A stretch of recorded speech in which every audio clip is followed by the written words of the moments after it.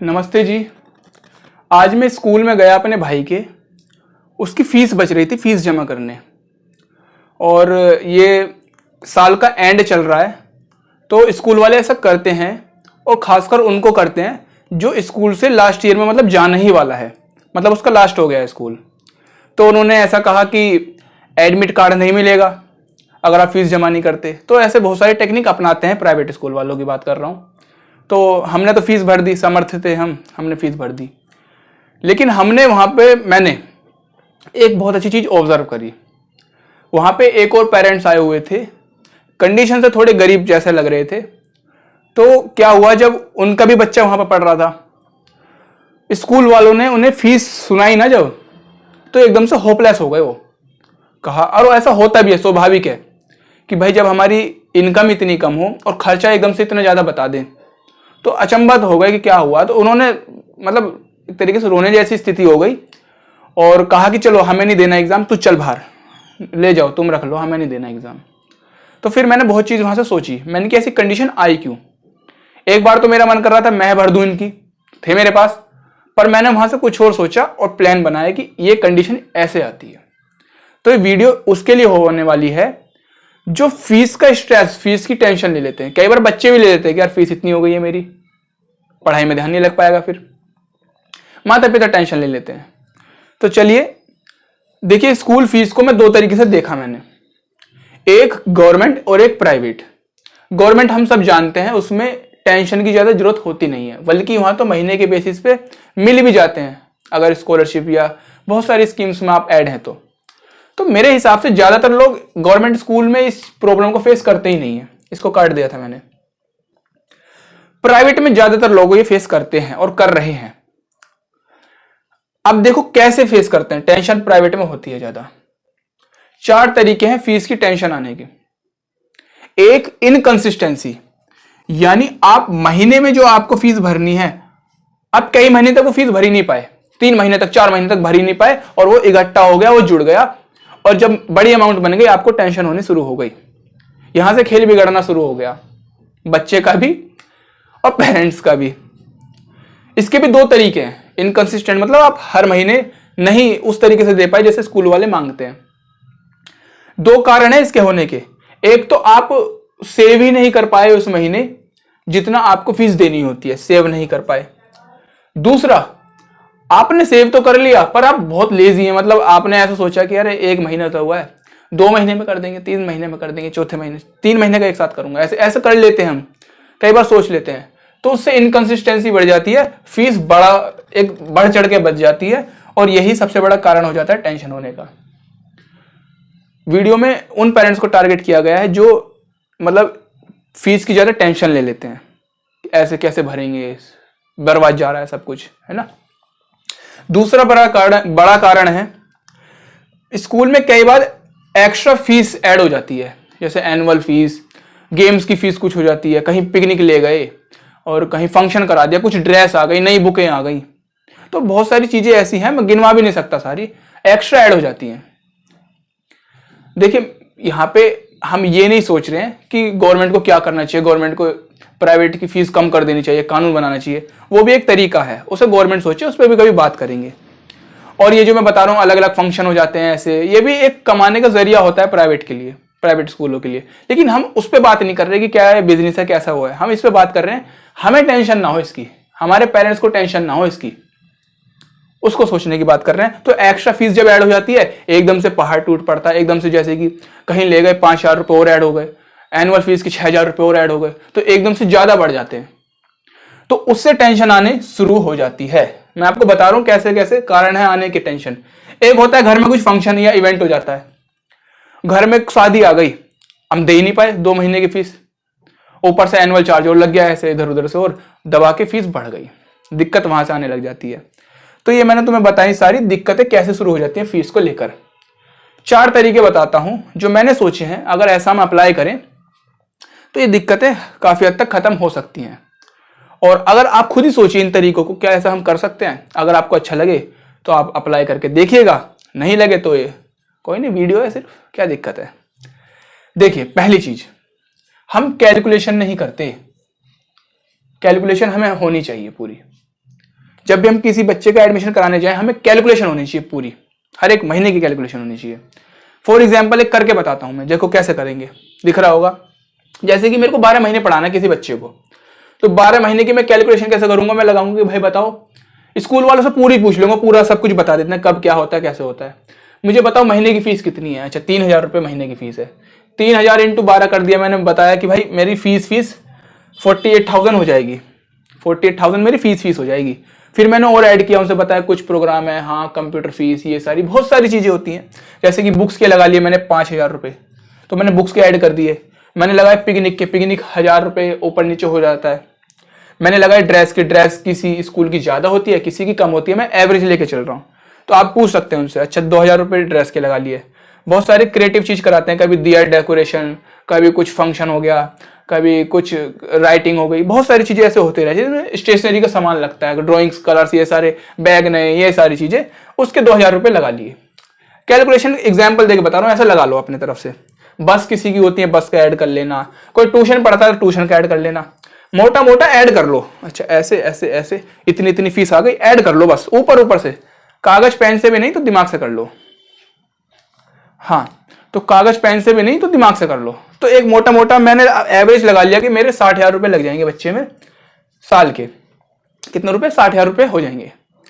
अब इसको मैं मैच करूंगा अपनी सैलरी से कि अच्छा कैसे कंफर्टेबल बैठ रहा है कि नहीं बैठ रहा। कई बार पेरेंट्स वहां चले जाते हैं जहां जाना नहीं था, और वहां जाके फंस जाते हैं, महीने की भी नहीं हो पाती, दिक्कत आ जाती है। और कई बार लगातार भर देते हैं, फिर आगे के महीने के लिए नहीं रहता, बहुत सारी दिक्कत हो जाती है। अब मैं इसको सैलरी से देखो कैसे वो करूंगा। फॉर एग्जाम्पल किसी की सैलरी 20,000 रुपये है, अब मैं कहूंगा कि 20,000 रुपये मेरे पास हर महीने में आ रहे हैं। अब मैं महीने की कैलकुलेशन निकालूंगा कितने देने चाहिए, कितने मेरे को बचाने चाहिए। जैसे कि मेरा 60,000 रुपये लगभग टोटल मोटा मोटा बैठ रहा है बच्चे का पूरे साल का। 60,000 को 12 महीने होते हैं, 12 महीने पढ़ाना है, 60,000 को 12 से डिवाइड करूंगा, भाग करूंगा, तो मेरे आएंगे लगभग 5,000 रुपये। यानी मोटा मोटा मेरे को 5,000 रुपये हर महीने जेब में चाहिए अगर बच्चा पढ़ाना है तो। दिमाग क्लियर हो गया यहीं से। 5,000 रुपये रोज कह रहा हूं, हर महीने, और बच्चा पढ़ जाएगा अच्छे से बिगर किसी टेंशन के जो आ रही है इनकंसिस्टेंसी, ये सब समझ में आया। 5,000 रुपये की कैसे कैलकुलेशन निकल गई मोटी मोटी, मेरे को 5,000 रुपये महीने का चाहिए। अब वो सेव कर लीजिए, जैसा करना है वो करिए। सिर्फ कैलकुलेशन लगाने से भी नहीं होगा, 5,000 रुपये चाहिए, उसके आगे भी कुछ हमें सोचना पड़ता है। दूसरा तरीका, हम एडवांस के लिए सोचें। देखिए यहां पे मैं किसी स्कूल की तरफ से बात नहीं कर रहा, मैं पेरेंट्स की तरफ से बात कर रहा हूं, सीधी बात है। जब हमारे पास कुछ एडवांस होता है ना, तो हमारे अंदर एक कॉन्फिडेंस रहता है, टेंशन नहीं होती है, अरे एडवांस दे देंगे, क्या दिक्कत आ रही है। तो जब आप पहले महीने की फीस देने जाए ना, तो आपके पास 5,000 रुपये नहीं होने चाहिए, आपके पास 10,000 रुपये होने चाहिए।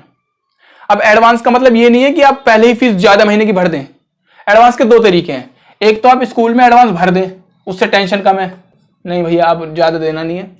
दूसरा, आप भरे ना अपने पास ही रखें, सेव करके रखें। परंतु जब आपके पास सेव रहता है ना, तो आपका एक स्ट्रेस, एक टेंशन दूर रहती है, मेरे पास है और वो फीस के लिए है। समझ में आया। जब आप ये 5,000 रुपये बचाने लग गए महीने के, तो आपको एडवांस भी बचाना है। इससे क्या होगा, जो आपका फंक्शन आ रहा है, घर में शादी आ गई, जो आपके जो एक्स्ट्रा ऐड हो रहे हैं, उनसे आप बच जाओगे। एकदम से 6,000 रुपये एनुअल फीस लगा दी, आपके पास तो एडवांस पड़ा है, दे दो, अगले महीने फिर एडवांस रखो। समझ में आया। एडवांस वाला तरीका अपनाओ। आप कहीं पे भी या सबमिट कर दो स्कूल में या खुद ही रख लो, एडवांस वाला तरीका अपनाना चाहिए। तीसरा दोस्तों देखिए, मेरे माता पिता को देखिए, फीस को लेकर बच्चों के कॉन्फिडेंस पर भी बहुत प्रभाव पड़ता है, और मैं इसको भलीभूति समझ सकता हूं, मैंने फेस भी करा हुआ है। जब पेरेंट्स को या बच्चों को ही डायरेक्ट बताया जाता है आपकी फीस बच रही है इधर उधर, तो पढ़ाई से भी मन उठ सकता है, ऐसा होता है। तो इसका तरीका यह है, जब भी आप फीस भरने जाएं, अपने बच्चों को आप अपने साथ जरूर ले जाएं, है ना। उससे क्या आएगा, उसके अंदर एक रियलिटी आएगी। अब इसमें कोई ऐसा ना सोचे कि यार हम क्या इतने सामर्थ्य नहीं है, हम खुद भर देंगे बच्चे की फीस, तुम्हारा काम पढ़ने का है, हमारा काम भरने का है, तुम पढ़ो हम भरते जाएंगे, कोई दिक्कत मत लेना। ये तो बहुत अच्छी बात है कि आपको भगवान ने इतना सामर्थ्य बनाया कि आप कोई टेंशन नहीं देते बच्चों को फीस की। पर इसकी दूसरी साइड भी है सोचने की। जब आप फीस की टेंशन नहीं है, कोई दिक्कत नहीं, परंतु जब आपका बच्चा आपके साथ जा रहा है फीस भरने, तो उसके दिमाग में एक रियलिटी आएगी। ऐसा ना हो कि वो हवा में हो, वो जमीन पे होना चाहिए, उसे पता होना चाहिए क्या मैं ले रहा हूं और क्या मैं दे रहा हूं। अरे पता होना चाहिए ना कि कहीं दुकान पे जाते हैं क्या मैंने दिया क्या मैंने लिया, जितना मैंने दिया उतना मैंने लिया कि नहीं, बेसिक कैलकुलेशन है। ऐसे ही जितना मैं दे रहा हूं उतना मैं ले रहा हूं कि नहीं, ये दिमाग में माइंडसेट बनेगा बच्चे के, है कि नहीं। तो एक रियलिटी आएगी। और ये तो बहुत अच्छी बात है अगर बच्चा खुद का हिसाब करने लग जाए। हिसाब आएगा नहीं आए, कई बच्चों को तो ये भी नहीं पता होता कि मेरे स्कूल की फीस कितनी है। वो पूछते हैं यार नहीं पापा मम्मी पापा भरते हैं। भाई तुम्हें फिर रियलिटी में नहीं हो, तुम कैसे कैलकुलेशन करोगे, तुम कैसे सीरियस रह पाओगे पढ़ाई में। मैच्योरिटी नहीं रह पाएगी फीस के प्रति। और कैलकुलेशन रहना एक बहुत अच्छी बात है, बच्चे को कैलकुलेट रहना चाहिए। मैंने इस महीने में इतना भरा, इस महीने में आके इतनी कैलकुलेशन हुई और इतना लॉस हो सकता था, ऐसे कैलकुलेशन दिमाग में रहनी चाहिए। पैसे पेरेंट्स दें, उसमें कोई दिक्कत नहीं है, ठीक है। तो कई बार अगर आप ले जा सके बच्चों को अपने साथ तो बहुत अच्छी बात है, वरना सबसे बढ़िया तरीका है आप बच्चे को पैसा दें, बच्चा खुद भरेगा अपनी फीस। उस पैसों से आपको जाके पूरा हिसाब बताएगा, आपको पर्ची लगा के कैलकुलेट करके बताएगा मम्मी पापा इतने मैंने दिए इतने ऐसे मिले। तो दिमाग में एक हिसाब रहता है, उससे मैच्योरिटी आती है बच्चे के अंदर, उसे पता चलता है कि मेरे लिए हो रहा है, ठीक है। चौथा जो रास्ता हो सकता है वो है, कई बार क्या होता है सब कुछ बढ़िया चल रहा होता है, सब कुछ पैसे बढ़िया दे रहे हैं, कोई दिक्कत नहीं आ रही फीस की, पर दिमाग में ऐसी मानसिकता बनी रहती है यार फीस बेकार जा रही है, बच्चा कुछ सीख नहीं रहा, 24 घंटे पड़ा रहता है, मैं तो कहीं डुबो रहा हूं, कहीं और लगा दिया होता तो कुछ और मिल जाता, बिजनेस खड़ा हो जाता इतने में। तो उस मानसिकता को निकाल दीजिए, क्योंकि आपका काम तो लगाना है ही। रो के लगाइए, हंस के लगाइए, आप ये सोच के लगाइए, क्यों ना रो के लगाइए ना हंस के लगाइए, ये सोच के लगाइए कि आप इन्वेस्टमेंट कर रहे हैं, है ना, आप इन्वेस्टमेंट कर रहे हैं और निकलेगा बीज बो रहे हैं आप। देखो भाई, हम जब ये एडवांस चीजें नहीं रखते, बड़े बड़े किंच के हम फीस निकाल पाते हैं, बहुत सारी चीजें, तो हमारे दिमाग में यही आता है कि मेरा पैसा बहुत ज्यादा इधर उधर खराब हो रहा है। परंतु जब हम एक तरीके से, आप इन्वेस्टमेंट तो करते ही होगे ना, आपने स्टॉक में लगा रखा होगा पैसा, आपने कहीं बिजनेस में लगा रखा होगा पैसा, तो क्या आप सिर्फ महीने का लगा के छोड़ देते हैं? नहीं, आप उसे प्रॉपर चेक करते हैं, है ना, कितना आउटकम आया, कैसे हुआ, क्या ठीक गया इस महीने का हिसाब, अच्छा ऐसे। तो ये भी इन्वेस्टमेंट से कम नहीं है, ये भी आप बिजनेस खड़ा कर रहे हैं अभी उसे इन्वेस्ट करके। हालांकि बिजनेस कहना गलत है एजुकेशन को, परंतु इस विचार से सोचिए जरूर इन्वेस्टमेंट के, कि मैंने उसे जो है इतनी इन्वेस्टमेंट दी है, देखो जरा कितनी आउटकम आ रही है महीने में। आउटकम निकालने के भी दो तरीके हैं, एक तो उसके मार्क्स देख लो जो आजकल देखते हैं, एक उसकी परफॉर्मेंस, बच्चे की कितनी आउटकम आ रही है। मेरे हिसाब से मैं तो परफॉर्मेंस को ज्यादा प्रायोरिटी देता हूं, क्योंकि मार्क्स ऊपर नीचे आते रहते हैं, परफॉर्मेंस रहनी चाहिए। तो परफॉर्मेंस रहनी चाहिए, परफॉर्मेंस इज परमानेंट, है कि नहीं। स्टॉक ऊपर नीचे जाते रहते हैं, आपके बीच की वो रहनी चाहिए। ऐसे ही मैं कहना चाहता हूं, ये 4 तरीके हैं, इसको इंप्लीमेंट करके काफी हद तक फीस की टेंशन नहीं रहेगी। जो मैंने शुरू में अपनी वो बताई एक स्टोरी रियलिटी वाली, तो आप मुझे बताइए उसमें क्या दिक्कत करी थी इन चारों में से उन पेरेंट्स ने। मेरे हिसाब से उन्होंने कैलकुलेशन नहीं करी थी, कैलकुलेट नहीं करे, इरेगुलरिटी हो गई, महीने का भर नहीं पाए, एकदम से बड़ा अमाउंट आ गया, होपलेस हो गए, दिक्कत आने शुरू हो गई। अब कहां से लाएंगे, कर्ज करेंगे, जैसा भी वो करना है अब वो कर लेंगे। अब इसमें से अगर कैलकुलेशन कर लेते कितने महीने का निकालना है और हर महीने निकालते और एडवांस तरीके से निकालते, तो कोई टेंशन ना होती, भले ही ऊपर नीचे हो जाती फीस, लेकिन वो भर देते, होपलेस ना होते। तो मैंने 4 तरीके बताए, आई होप आपको ये समझ में आया होगा। देखिए, विचार कीजिए, अच्छा लगे अपनाइए। चलिए, धन्यवाद।